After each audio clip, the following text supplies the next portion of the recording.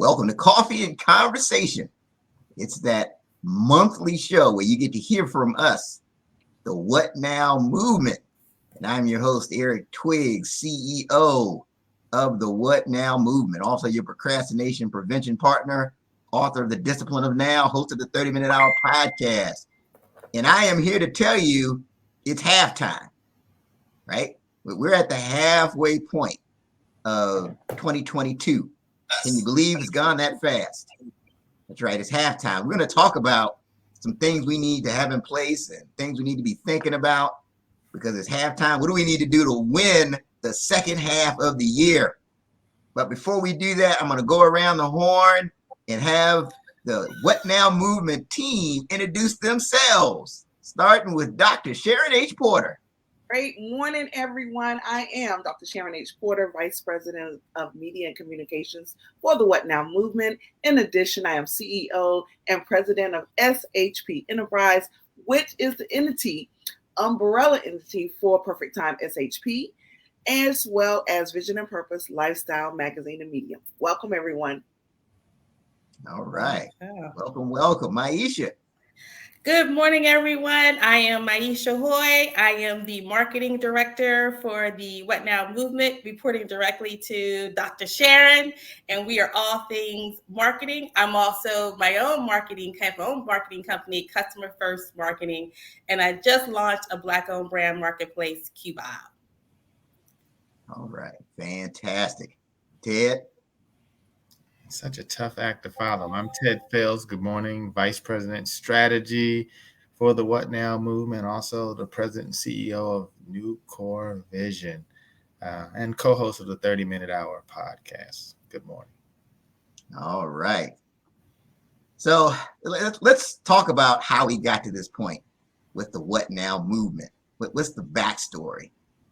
So basically, myself, Ted Fells, Dr. Sharon H. Porter, we're talking to each other. We're like, hey, we're noticing this thing. It's the start of the pandemic, and everybody's saying how they've got these big plans and ventures in mind and dreams, but it's the pandemic, so we're going to wait until things get back to normal. And we say, no, that's the last thing that you want to do. What you really need to be doing, you need to ask yourself a question. You need to ask yourself, what now? And then that's the idea behind the What Now movement, because many people, they stop when they face a struggle or a challenge or an obstacle. But instead of stopping, you need to pivot. And that's really what inspired the What Now movement. So our mission is to inspire people to pivot.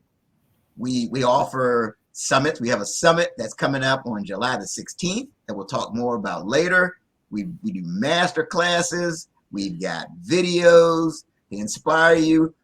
We've got a Facebook group, over 1,700 entrepreneurs, authors, podcast hosts, you name it, that are in the group. The whole idea is to inspire you to pivot. Don't stop. That's the story of the What Now movement. And we encourage you to join us and engage with us and interact with us. Now, having said that, we need to talk about winning the second half of 2022. Now, can you imagine, a football team, basketball team, whatever your sport of choice, could you imagine them getting to halftime, right? They've been playing hard, they're getting sweaty, and they get to halftime, and they don't know what the score is. What's the score? Oh, I don't know. There's no scoreboard. We have to have a scoreboard. So let's talk about that. Because I think the first critical step of winning the second half in 2022, you need to know exactly what the score is. So I'll throw this to Ted, the starters. Now, what are some things that you do in your business to keep score? Well, the biggest thing that you're going to do is deals closed, right? Deals closed. Are you generating money? And how much have you done, and how does that tie to goals that you've set as an organization? If you see you're, halfway into the year, you need to be able to look at how you're doing there, and if you're not meeting or exceeding your goals, why not? and what worked in the first half, and then where can you make some adjustments moving forward. So wait, when you said deals closed, but what about trying really hard? So Eric, trying really hard doesn't necessarily pay the bills. No.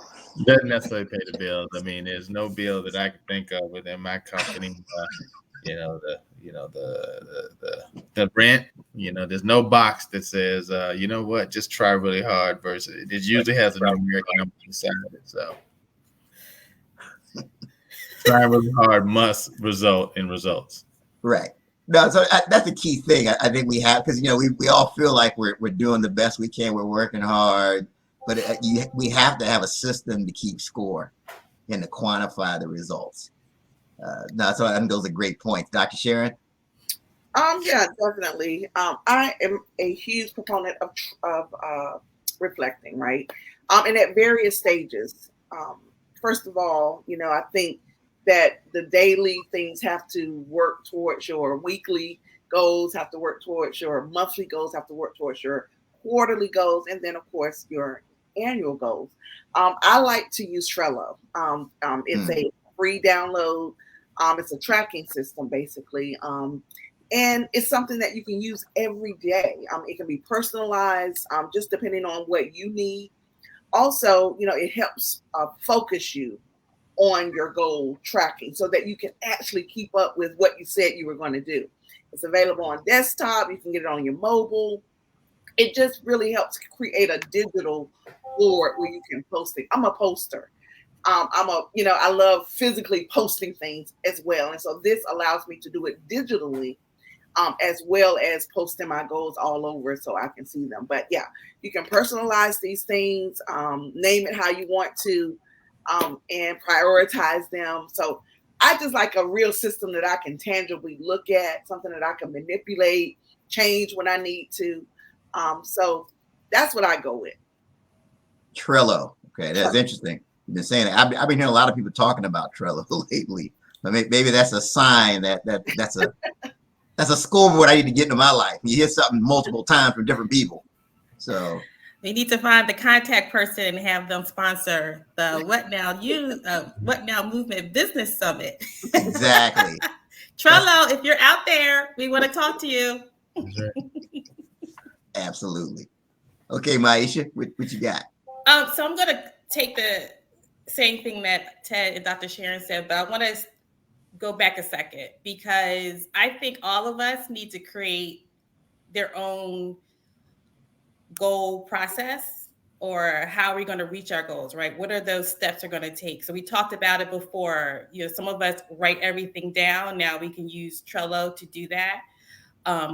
Those of us that are in business, it's kind of a simple way. You see your revenue numbers. So most of us check it weekly, monthly there, but create some kind of goal system. I'm sure our coaches, Eric and Dr. Sharon, could come up with some kind of system so that you are following a way to track your goals, to see the successes and modify them if you need to. So what I do, and this is what we talk about, I am a client-focused business. So if I am not satisfying closing business, number one, like Ted said, close. If I'm not satisfying my clients, which means I don't have recurring or repeat revenue coming in from them, then that's a good measure that I'm not accomplishing my financial goals. I do think some of the soft, tangible goals that we talk about, like, are we doing our best, right? Are we, for using social media, last month I put out 10 posts that got this results. Well, did I do 20 posts and get better results? That's a soft thing, but that's accomplishing the engagement and helping people see what we're doing. So there's tracking, which I do, there's revenues, which I look at, and I do have my soft things like, okay, how can I do things better? Like our Welcome Wednesdays. Am I consistent with that? No. Did I do it this month? Yes. Did it get good traction? Yes. So all of those things I think help us get from A to Z. No, those are great comments. And there's a couple of things I want to add to this, right? So there's something I picked up from you, Maisha, the use of Bitly. So you can go on the bit.ly.com for free, and it allows you to track the things that you're putting out. And so that's one of the things. As I'm sending things out, I use bit.ly links, and I can see, okay, I sent this out and it got this result. Okay, I changed the title around and it got this result. So maybe if I use this type of title next time, I can continue to get this better result. So I always know what the score is. So that's something. Thank you, Maisha, for reminding me of the impact of using bit.ly. But it's a good way to track and measure your performance. And the other thing I want to share, because you may not feel good about, or maybe you do, how you set goals for the beginning of the year. Because if you're beginning with the end in mind, that's the key. And I'll bring this up. I've mentioned this before. I find it helpful to do an exercise where you fast forward to the future, right? You say, okay, it's December 31st of 2022. And you're saying to your business partner, you're saying, you know what, man, this is the best year we've ever had. I'm so happy. I've exceeded all my expectations. Okay, what specifically did you do? What was your revenue number? How many new customers did you get? What was your profit number? And if you approach it that way, now you've got goals, and then you can just take that and break it down by month, by week. That's your scoreboard. Okay, here's what you want to do. How did you do in comparison to that revenue number that you said you would do? But I think it's so important. And again, if you haven't set goals to that degree and you're looking at it as June, no worries, it's not too late, right? It's at halftime. That could be one of the adjustments that you make. So speaking of adjustments, let's talk about that. So let's say, you've got the score, you don't like what the score is. You're down, you're like the Golden State Warriors. You're down by you're down by 10 points. You're not liking that. So I'll throw it back. I'll throw it to Maisha. So Maisha, what are some adjustments that you make when you don't like the score? First, let me just say that I love all sports analogies because I would love to talk to whoever that person is, psychologist, sociologist, as to figure out why some sport teams can adjust in 12 minutes and come back and win by 30. Like, we'll go back to the Atlanta Patriots thing. Like, that was phenomenal adjustment to the goal, right? So if there's any sports people who can explain to me how you make these little adjustments in 12 minutes, same people, same team, yet different result, I would love to hear it. For me, it's a constant look at what's working and what's not working. And going back to Dr. Sharon's, doing a little bit of self-reflection on myself. So I have yet to been able to balance getting new business with existing business. I've tried multiple ways to figure this out, but I'm either so focused on getting new business that the old business and my customers feel neglected, or I'm so focused on my current customers that I forget to get new business. So my adjustment is, what are my activities that I'm doing? What did I do to get the new business? What did I do to keep the customers? Am I reaching out to the old customers as much as I used to? All of those things go into my adjustment. And that is purely looking at the revenue numbers. That's a purely thing of what's happening in the next 3 months. I do have a cash flow tool that I use all the time. That is one thing that if I can recommend to all of us out there, whether we are doing businesses or personal budgets, if you look at your cash flow and you're tracking all that, you can see where your money is going to go. So looking at that helps me do the adjustments I need to make. So I know that this month a client is closing, so I've already started reaching out to new people to get new proposals in, to start closing new business, blah, blah, blah, blah. So those are things I do. I'm looking at my cash flow. This is strictly, if my professional life isn't going right, then the personal life isn't going right because I can't do anything, right? So it's purely looking at those numbers, revenue, cash flow. And I do want to say profitability is another thing, because if you don't have money at the end of the time, then you, again, going back to messing up your personal life. So I do those adjustments probably weekly, whenever money's coming in, and especially when I'm spending a lot of money. So that adjustment happens to me on the fly, because like I said, if I'm not doing well professionally, then nothing else is going to work in my life as well. Yeah, making adjustments on the fly. I think that's awesome. But Dr. Sharon? Absolutely. Something that we use in the educational world always, and I think I talked about this before, but it's the 5 why cause analysis. I absolutely it seems like simple, but it really helps you get to the root of why something is happening, basically. And so it's really a problem solving method. It just actually helps to explores what the underlying cause and effect of a particular issue is. So why aren't you doing something? And the primary goal is really just to determine the root cause of it, because that's really what we're trying to do. Why can't I get to this certain goal that I've reached? And it's real simple. It's the 5 whys. You have to, and sometimes it takes more, sometimes it takes less, but it's really based off of the observation that the 5 iterations of asking why is usually enough to reveal what the root cause is. And so that's just something that I do as a reflective tool as well, is really use the 5 whys. And my team uses that when we're looking at data. So whatever it is. So, Maisha, for one, she loves the data part. And that's something that teams can do, that we can bring the data to the table and then go through the 5 why root cause analysis and see what we come at. It's simple. It's so simple, but it actually works. And I definitely do that individually. Like I said, I've done it with educational teams, but I would just be interested to see how that works with the business side of it. So I use the 5 why root cause analysis. We always learn something new from Dr. Sharon. I'm like, what?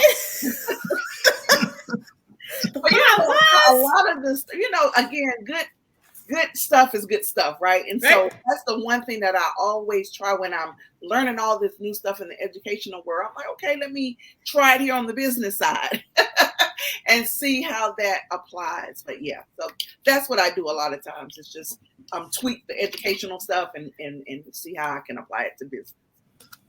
No, that's great. That's fantastic. I mean, I think it helps if you're looking to make halftime adjustments. It helps to have specific tools, right? Tools that you can go to in your toolbox. And this 5 why cause analysis, that's a tool I'm going to add. I mean, me too. I love it.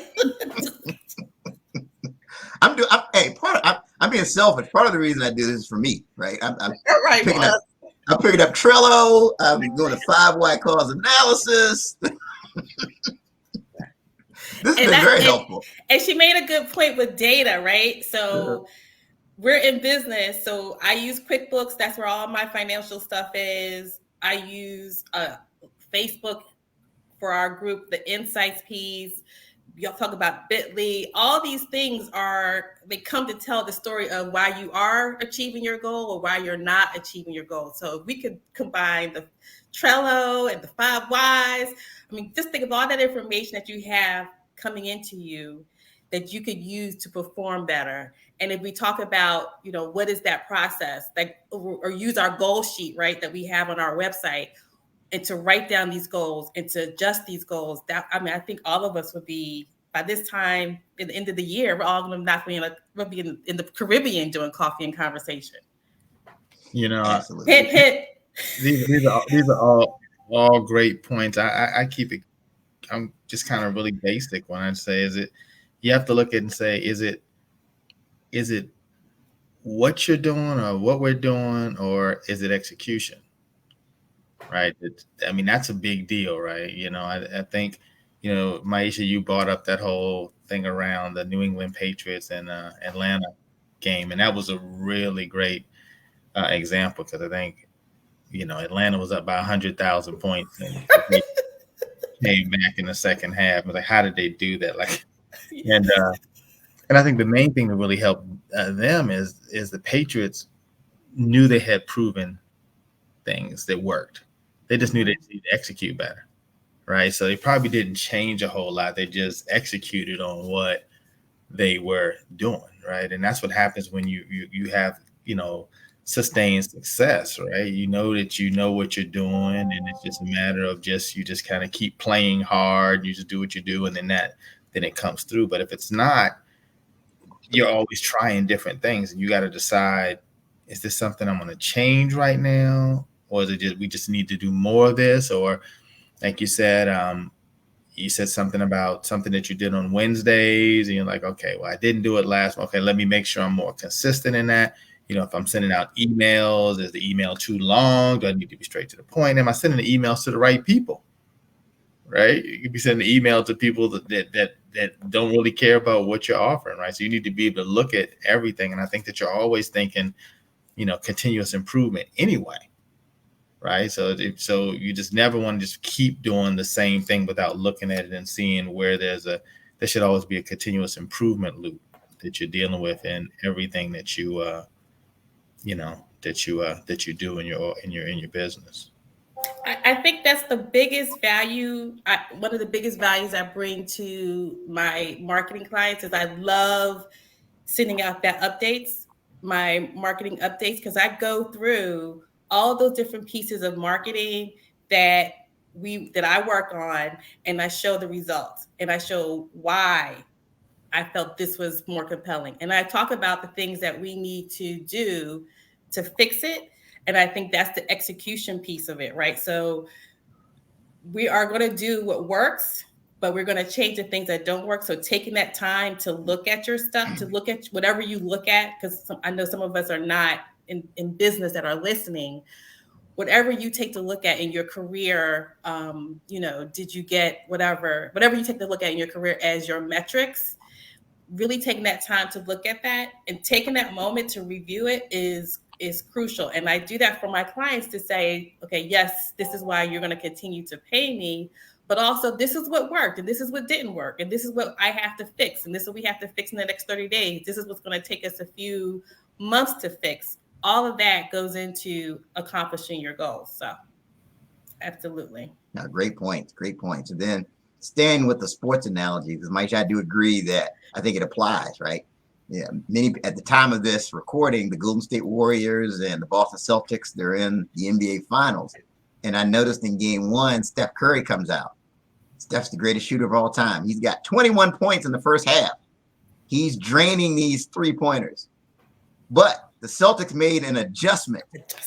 And he had 13 points the rest of the game. That didn't just happen. The Celtics made an adjustment. Now, Ted, I believe the Celtics asked the question of what now?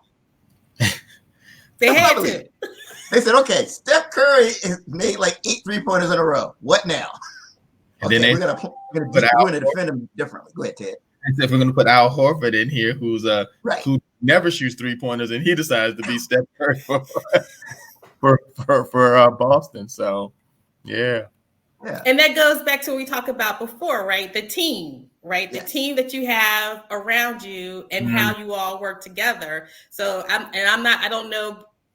I know the top players in basketball, but if they are doing a double team on Steph Curry, someone else on the team probably has to step up, right? And start making those baskets. So all that constant adjustment is why I love sports. This is the best conversation. Exactly, but also they're playing to their strengths as well, which is huge, because you're not going to put someone who can't shoot the one to do 3 shots, right? Or 3 points.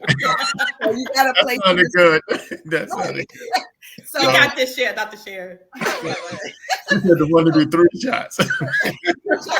That was good. 3 corners, but everybody's playing to their strength. In the championship game, you want your best man doing the job that they can do, right?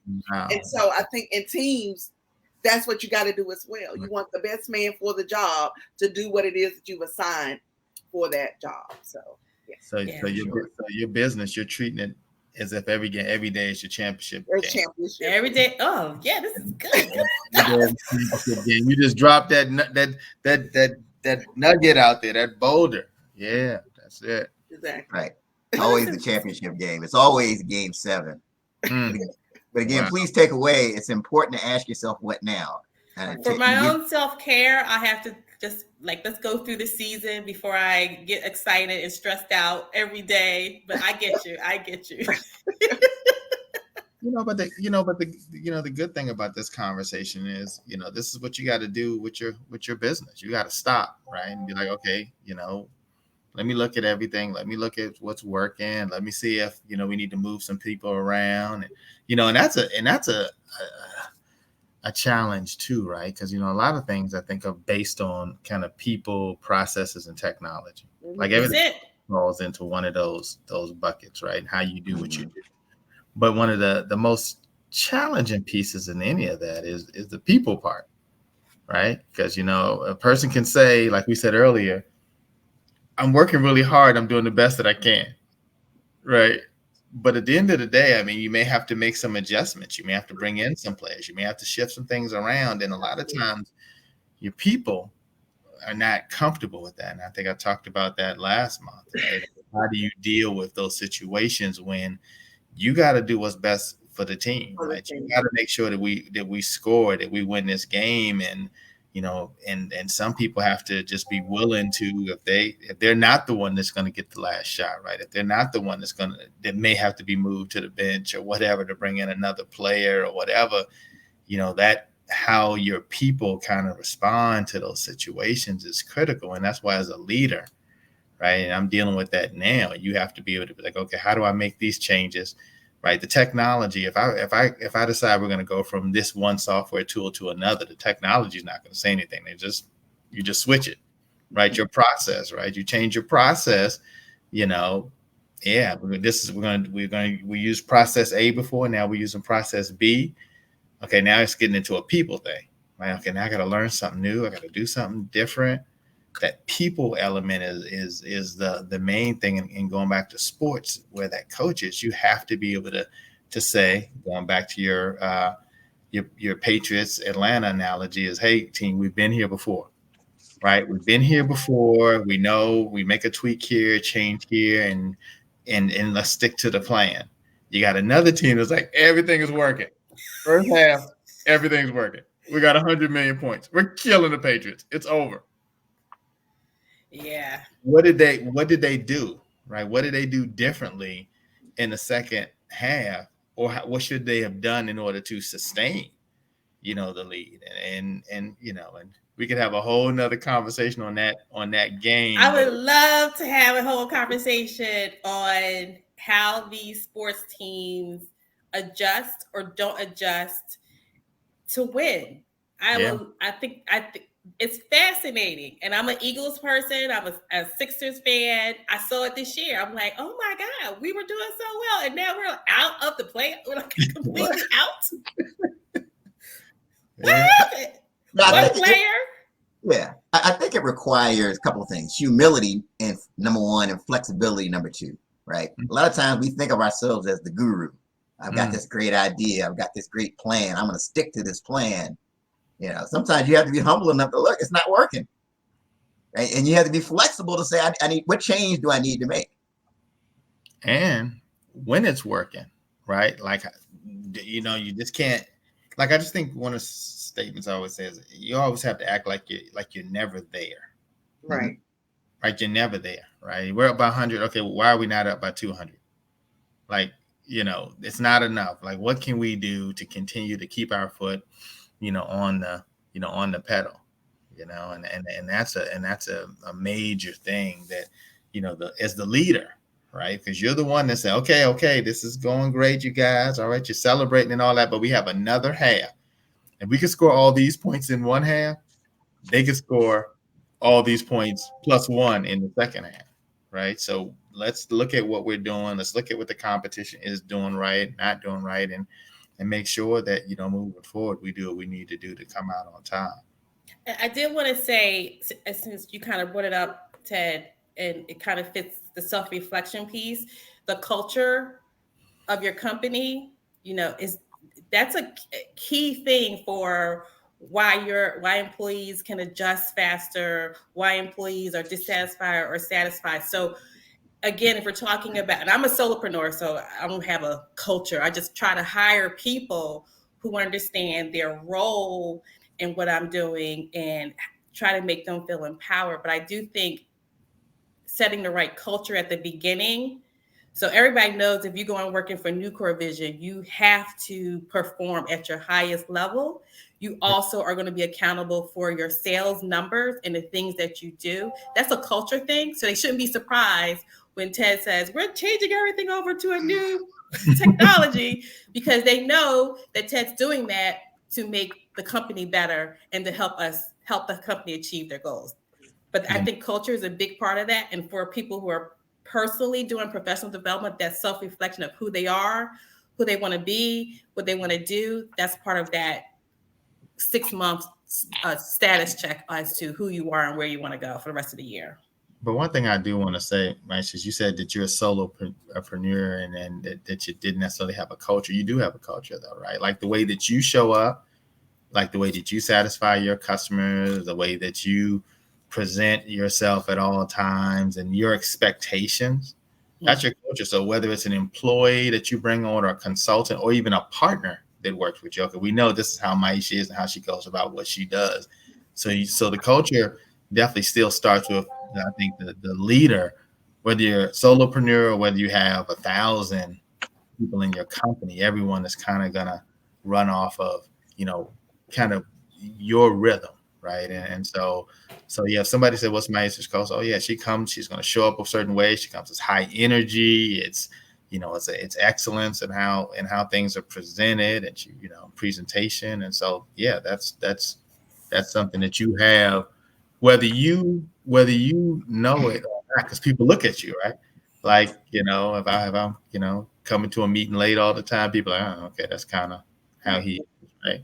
If something's half done that you prepare, it's kind of, okay, that's kind of how he is. There's no real, commitment to excellence. And I think in everything that you do, you show that commitment to excellence. And I'd like for you to cash at me. I'd like you to cash at me for all these things and this promotion that I'm doing, for all the things that you do. I'm going to cash at $ Theodore Phil.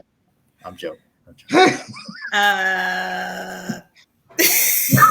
This show is taking an interesting turn, boy. I tell you. I don't know how we got from culture to compliments to cash app, but okay. Wait. But think about Dr. Shannon. That's the three C's, right?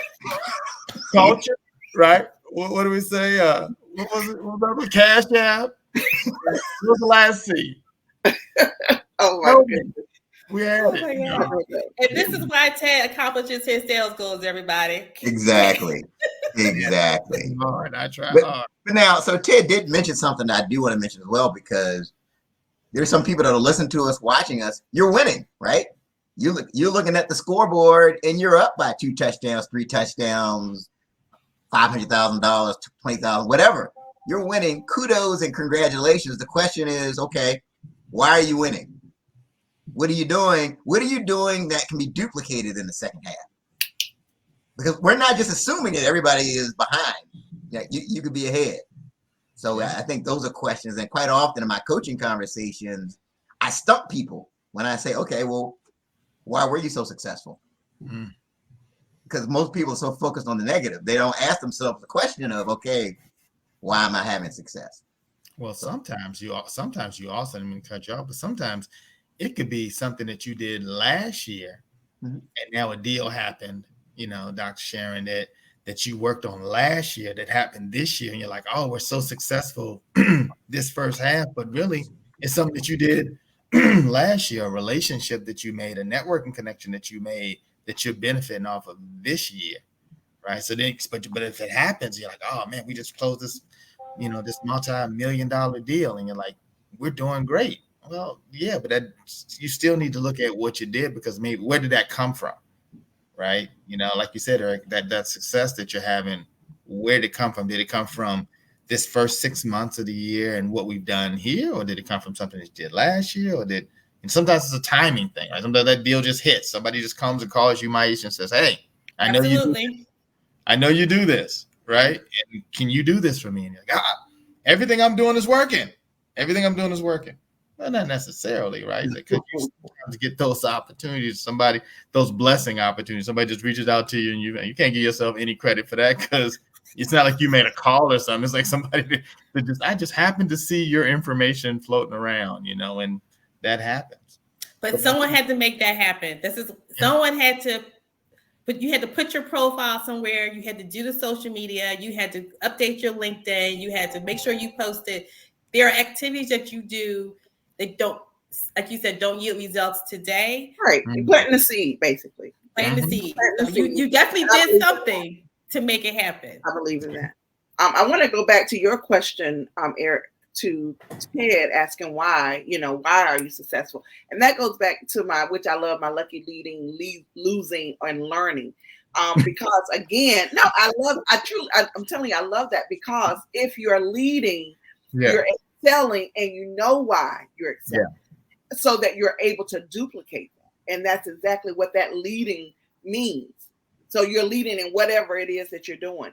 Now, if you are excelling and you have no idea why, right? You can't duplicate that. That's what you call lucky. That's the luck part. You're excelling, but you have no idea why. So that means you can't duplicate that success.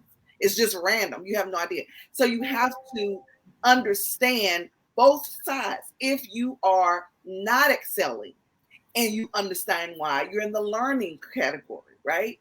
And the last one, if you're not excelling and you don't know, you're in the losing category. So it's best to be in the learning or the leading, because if you're in the lucky or the losing, you have no idea what's going on in your business. No idea. So excelling or not. And you can learn more about those quadrants on the What Now Movement's blog, because it was so fascinating. We wrote about it. Yes. So let me tell you, the adjustment I'm making, I'm just gonna throw it to Dr. Sharon. But I'm telling you, but that's such a valid point. You're winning, but why? You know why? Because you want to duplicate that for the next go round. I mean, it's so important. Yeah. Leading, lucky, learning, or losing. That's it. Lord, make sure you write that down. I know. So you didn't really like my culture, Cash App. I can't even remember the third C, Dr. I don't know another C, but in cooking, culture. It's the 3 C's of halftime adjustments. There you go. Start with cooking. A good meat. That's funny. All right, so we're at the halftime part of this coffee and conversation. We're gonna adjust again. Right. We gotta make an adjustment. This is the perfect time for a coffee break. I'm gonna take a coffee break here real quick. So thank you so much for our coffee break sponsor, Asian Baby Brand. He has left us. It's a good thing. It's talking about adjustments. It's actually a great part of this conversation. He's getting out of the coffee business because it doesn't fit his brand, right? It doesn't fit his mission. And his mission is and this is Asian Baby Brand and Cedric Scott. His mission, his new business, which is Edu Hustle, is to help educators create more passive income so that they're not solely reliant on teaching, and maybe also help them with their passion. So we spoke last week, and he's no longer our coffee break sponsor, coffee conversation sponsor, but we do wish him well. And I do want to say, for those of you that did purchase in the last 6 months to a year, he was able to give his first scholarship out to a high school senior, and he is so excited. He's now trying to do 3 scholarships. So while he's not our coffee break sponsor, again, let me just say we're looking for another one. We do wish Cedric Scott, Asian Baby Brand, all the best, because he is definitely doing great things for the educational community. That's great. All right. Yeah, definitely shout out to Cedric Scott and the impact you're having in the community, and for making an excellent brand of coffee as well. I know. I'm going to miss it. I'm going to. That coffee was tasty. Absolutely. So we're talking about winning the second half of 2022, and we've used a lot of sports analogies, and I'm just going to do another one. And so, hey, Ted. So you know how it's halftime, and I've never seen where the players just go in the locker room and talk amongst themselves and then go out and play the second half. Well, you know what? I think I'll try this. Okay, that sounds good. Let's do that. No. But like, Eric, I'm gonna need you to catch the ball when I throw it to you. That's the adjustment we're gonna make. First half, you was driving it. Let's do something different. Second half, catch it. But hey, Eric, have you ever thought there might be a reason that you're always open? You know about that? but now, so the coach, they always talk to the coach. The coach is always talking to them. And I don't think that's an accident. I think it's critical to have someone outside of your situation to help you. Help you make sure because you could be doing the right things the wrong way, right? And it helps to have that coach to help you with that. And I know, Dr. Sharon, you've got multiple coaching certifications. Why don't you speak to the value of having a coach, having someone outside of you to coach you on your perspective? Absolutely. And one of the things that I find very important as a coach and with clients, a lot of people want to lump mentor and coach together when it's quite different. That's the first thing. And so as the coach, I'm the one that basically is asking you questions so that you can come up with what you need, basically. At some point, you would say what you need, or if there's a situation, and now I got to go back to my educational hat, because as a educational coach, and when I was working with first year principals and first year assistant principals, you go into a school building, you have no idea what you're coming. Half of the stuff you're not going to learn in principal school, right? You got to learn on the job, just like most other careers. But as a coach, you have to be there to guide them to watch out for the pitfalls. You've already been there, right? You know that it's coming. They may not know that it's coming, but you as the experienced person over whatever it is, you have to guide people through the pit. You see what's coming. Okay, this has happened thus far. Typically what happens after this is this, because I've done this for 20 years. So I have established that pattern and I see what those patterns are. I think that is probably the most valuable place, is to not let people, sometimes you got to fail, but if you have a great coach, they're going to help you avoid those things. Now, if you listen, that's on you, right? But a great coach is going to help you navigate through those valleys so that you can overstep them and be successful. I think that's huge. And going into the team, going with the sports analogy, when they go into halftime, a great coach is going to say, okay, guys, this is what we need to do. This is what's been happening. We need to do this. Just like you said, Ted. Okay, you haven't been catching the balls. Guess what? You need to catch the balls. That's what you need to do. That's a simple adjustment, Eric. I'm going to need you to catch the ball. I'm going to need you to catch the ball. I mean, you run it out there. You're wide open. I mean, you got that part there. I'm going to need you to catch. That's a great coach, because you just can't go in there, first of all, and everything can't be nice and chummy, right? Like you said, Ted, even if you're winning, like you said, we're not there. We haven't won the game. That's right. So you're winning now, but you can't rest on your laurels, because you got to still have something to accomplish. So I think that's a valuable part of a great coach, helping navigate all of the pitfalls so that you can get to wherever it is you're trying to attain. I think also as a coach and leader, it's being able to look at the big picture too. Yes. Like the big picture, like as individuals or people on your team, they're just focused on this one piece of this, right? They're just focused on this.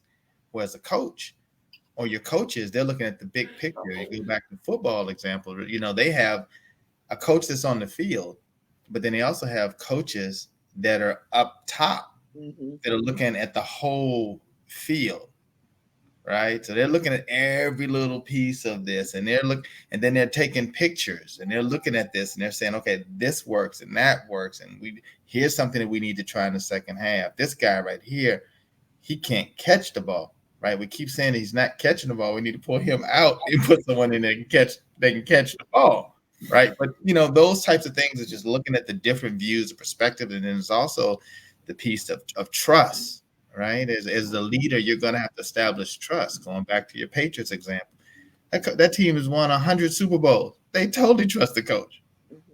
They totally trust the coach, right? Because he's done it, and they've had sustained success over a 20-year period of time. People are like, oh, they do this. And no. If somebody keeps winning, right, they got to be doing something right. They got to, they got they're using the same ball, but they're effective in it. There are people who catch the ball and throw the ball and tackle. And so as the coach, as the leader of your company, you need to look at this and be able to say, okay, what works, what doesn't, what do we need to change? And because it's you're the most accountable, right, as the leader or the coach. Absolutely. Maisha? You know what, Eric? I actually forgot the question. We're talking about the coach and the value of actually having. Thank you. I was just like, I get so involved in what you're saying. I was like, what are we talking about? Oh my gosh. So for me, so when people come to me for marketing help, it's either that they don't know all the marketing principles, values, tactics, and everything else. So my value is very clear. It is the knowledge that I bring, right? Because I've done this for over 10 years, 15 years. I have weathered the storm of all the different things that have happened in the marketing industry, and I bring that to the table. But then there are those, and I think this goes to the coaching piece, where they're doing everything, but they're not focused on what's working, or they can't see with the forest for the trees, right? So I come in and I'm on the high level looking down at the overall field landscape of what they're doing. And I'm saying, okay, this is what is actually working and this is what's not. And sometimes you have to have someone come in who is impartial to your business, right? They just want to see you succeed and accomplish your goals without being emotionally invested in it.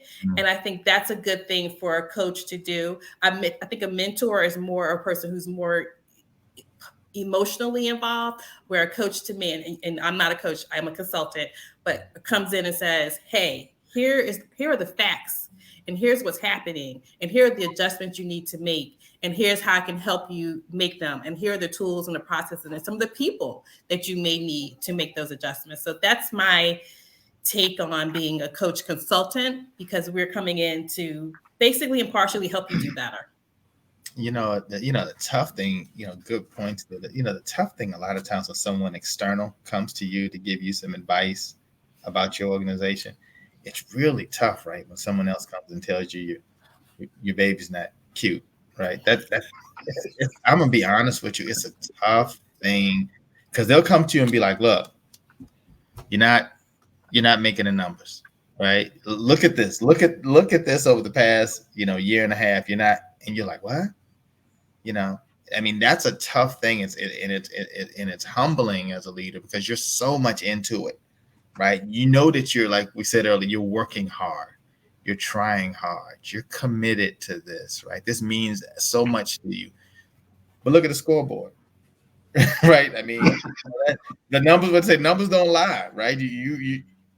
You're down by 100 points. You're not making your goal, your sales goals. I mean, and now that's humbling, right? For you to sit back and take that feedback, right? Which a lot of us will take as criticism, right? What do you mean my baby's not cute? Like, what do you mean? You know what I'm saying? And so that's another thing as well. So it's just, just kind of being open to the feedback, right? But at the end of the day, again, as the leader, you can choose whether you're going to take it or not, right? You can choose whether it's like you go to a doctor can tell you, hey, you need to cut back on X. I mean, it's up to you if you do it or not. You have that decision to make. But again, if you're not having the successes that you need, you need someone that can come in and look at this kind of holistically and be able to, give you some feedback and making sure that it's somebody that knows what they're talking about too. You just can't let anyone coach you. Right. No, let anyone tell me about my business that hasn't been in my business or know something about running a business, right? Because those are things that are critical, because you have to understand there's something with the whole entrepreneurial mindset, right? Us, like the way that we all, like, I think if you put get a group of us in a room together, like you can see a lot of commonalities in how we are. There's a certain confidence, right, that we have, because we've had success just to get to this point.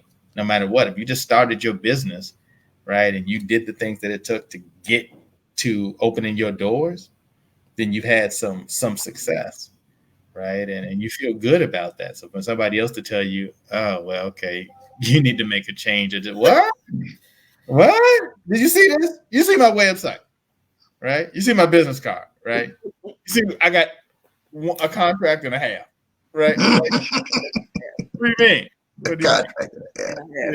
So. Absolutely. Dealing with, and I work with a lot of startups who have maybe just completed their business plan, which we all know. If you took the time out to write your business plan, that is probably the most intimate thing you can do for your business. And then here comes a consultant or a coach telling you, tear that that's not going to work.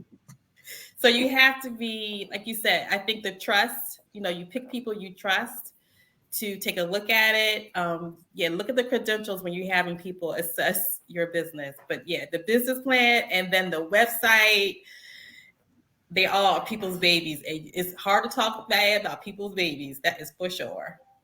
Yeah, I'm gonna give you a quick example. I had a situation years ago, and I had a partner, and we had an advisor, and partner and I would just continue to clash all the time. So one day, the advisor gave us both a folder with these comments and feedback on us individually, and it was not nice at all. Ted, you don't like to take feedback. You don't do this. You feel that. I'm sitting here reading this, and I was like, and I'm paying you to say this about me? I'm paying for this?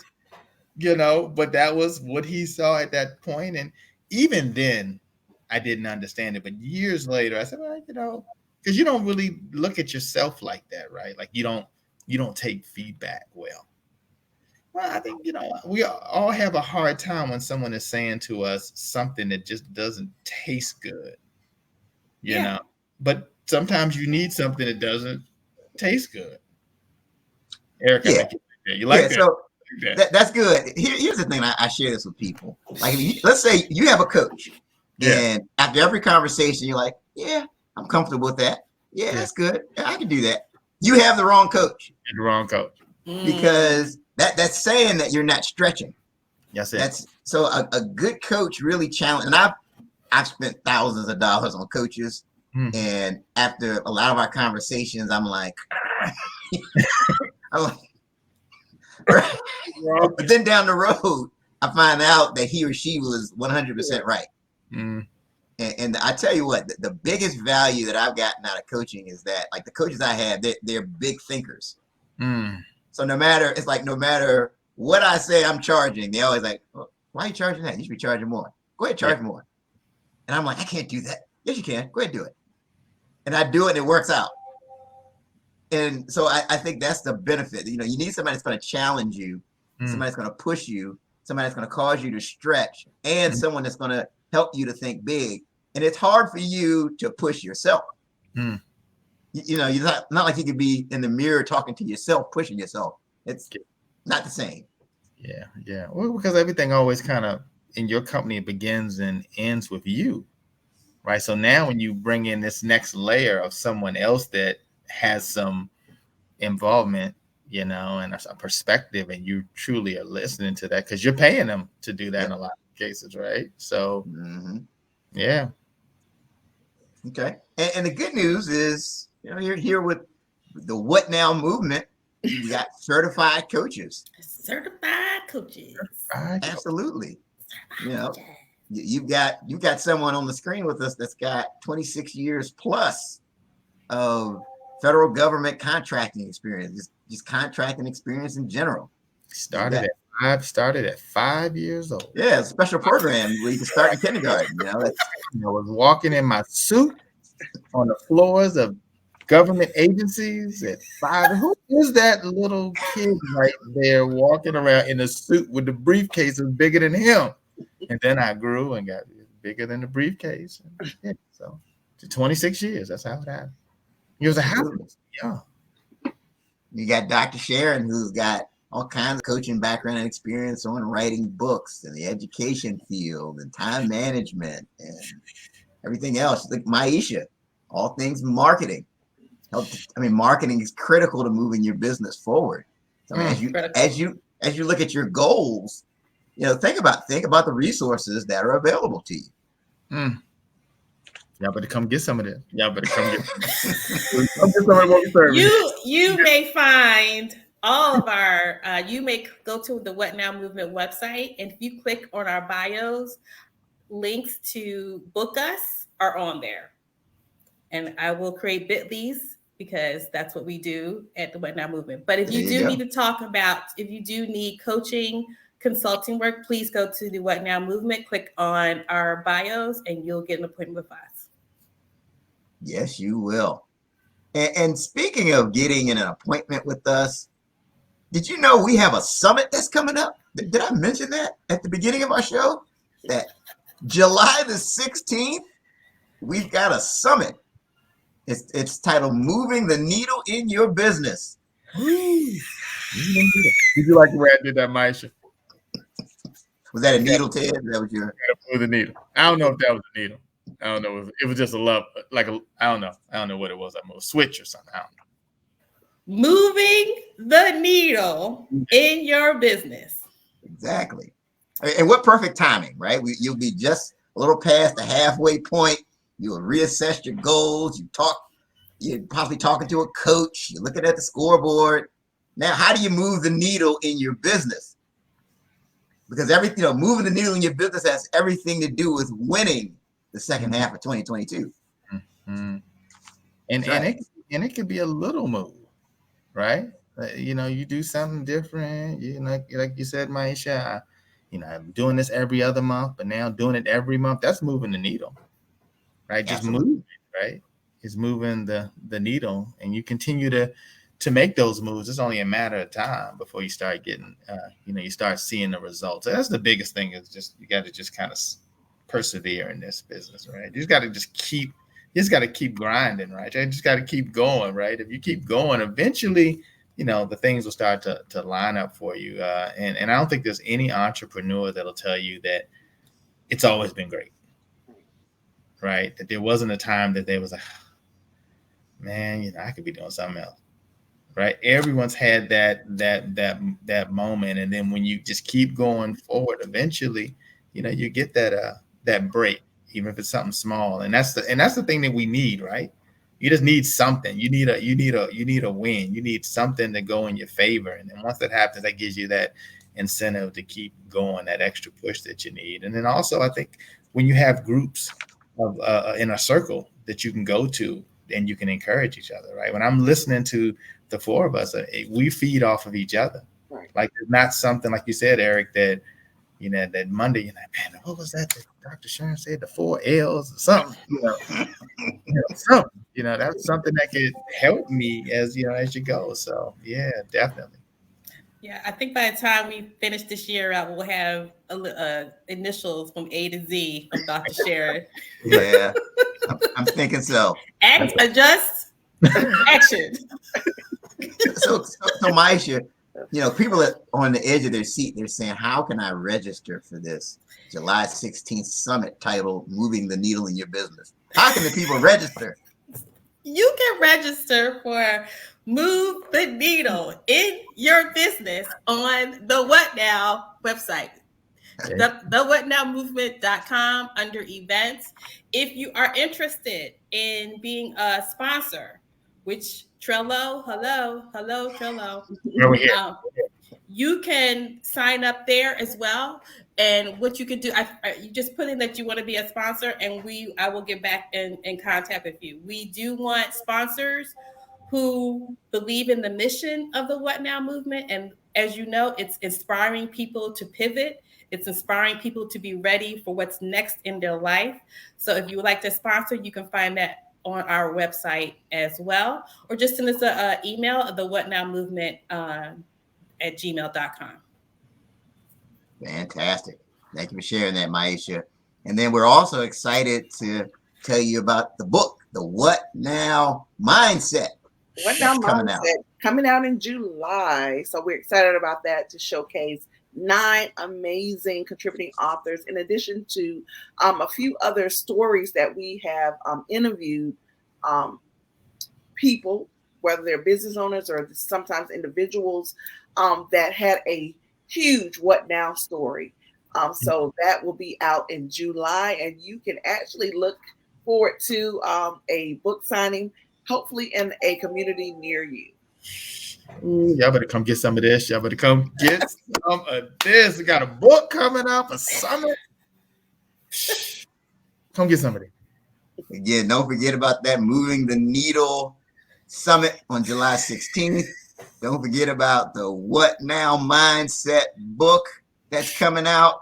We're going to be doing book signings in the community. Stay tuned for more information. Is there anything I'm leaving out before we sign off? So let me just make sure. So we talked about if you want coaching from us, that's also on our website, thewhatnowmovement.com. Talked about the business summit. We are working on a networking event for those of you who want to meet us in DC and get to know us as well as other businesses. That will be July 15th.